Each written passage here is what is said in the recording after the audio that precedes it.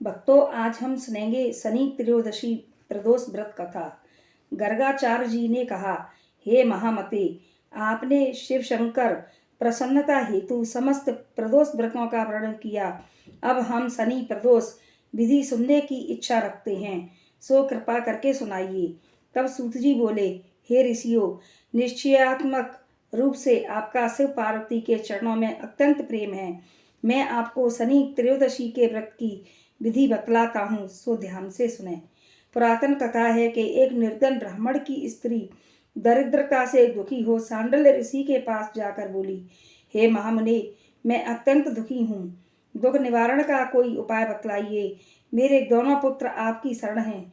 मेरे ज्येष्ठ पुत्र का नाम धर्म है, जो कि राजपुत्र है, और लघु का नाम शुचिव्रत है। हम दरिद्री हैं, आप ही हमारा उद्धार कर सकते हैं। इतनी बात सुन ऋषि ने शनि शिव प्रदोष व्रत करने के लिए कहा। तीनों प्राणी प्रदोष व्रत करने लगे। कुछ समय पश्चात पुनः प्रदोष व्रत आया। तीनों ने व्रत का संकल्प लिया। छोटा लड़का, जिसका नाम शुचि व्रत था, एक तालाब पर स्नान करने को गया तो उसे मार्ग में स्वर्ण कलश धन से भरपूर मिला। उसको लेकर वह घर आया। प्रसन्न हो माता से कहा कि माँ, यह धन मार्ग में प्राप्त हुआ है। माता ने धन देखकर शिव महिमा का वर्णन किया। राजपुत्र को अपने पास बुलाकर बोली, देखो पुत्र, यह धन हमें शिवजी की कृपा से प्राप्त हुआ है, अतः प्रसाद के रूप में दोनों पुत्र आधा आधा बांट लो।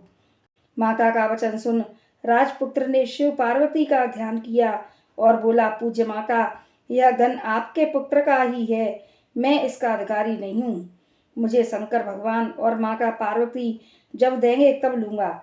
इतना कहकर वह राजपुत्र शंकर जी की पूजा में लग गया। एक दिन दोनों भाइयों का प्रदेश भ्रमण का विचार हुआ। वहां अनेक गंधर्व कन्याओं को क्रीड़ा करते हुए देखा। उन्हें देख शुचि व्रत ने कहा, भैया, अब हमें इससे आगे नहीं जाना है। इतना कह शुचि व्रत उसी स्थान पर बैठ गया, परंतु राजपुत्र अकेला ही स्त्रियों के बीच में जा पहुंचा। वहां एक स्त्री अति सुंदरी राजकुमार को देख मोहित हो गई और राजपुत्र के पास पहुंचकर कहने लगी कि हे सखियों, इस वन के समीप ही जो दूसरा वन है, तुम वहां जाकर देखो। वहां भांति भांति के पुष्प खिले हैं, बड़ा सुहावना समय है, उसकी शोभा देख कर आओ। मैं यहाँ बैठी हूँ, मेरे पैर में बहुत पीड़ा है। ये सुन सब सखी दूसरे वन में चली गईं। वह सुंदर राजकुमार की ओर देखती रही। इधर राजकुमार भी कामुक दृष्टि से निहारने लगा। युवती बोली, आप कहाँ रहते हैं? वन में कैसे पधारे? किस राजा के पुत्र हैं? क्या नाम है? राजकुमार बोला, मैं विदर्भ नरेश का पुत्र हूँ, आप अपना परिचय दें। युवती बोली कि मैं वृद्धविक नामक गंधर्व की पुत्री हूँ, मेरा नाम अंशुमती है। मैंने आपकी मन स्थिति को जान लिया है कि आप मुझ पर मोहित हैं। विधाता ने हमारा तुम्हारा संयोग मिलाया है। युवती ने मोतियों का हार राजकुमार के गले में डाल दिया।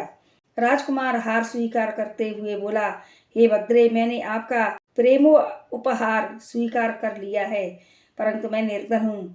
राजकुमार के इन वचनों को सुनकर गंधर्व कन्या बोली कि मैं जैसा कह चुकी हूँ वैसा ही करूंगी, पर अब आप अपने घर जाएं। इतना कहकर गंधर्व कन्या सखियों से जा मिली। घर जाकर राजकुमार ने शुचि व्रत को सारा वृतांत कह सुनाया।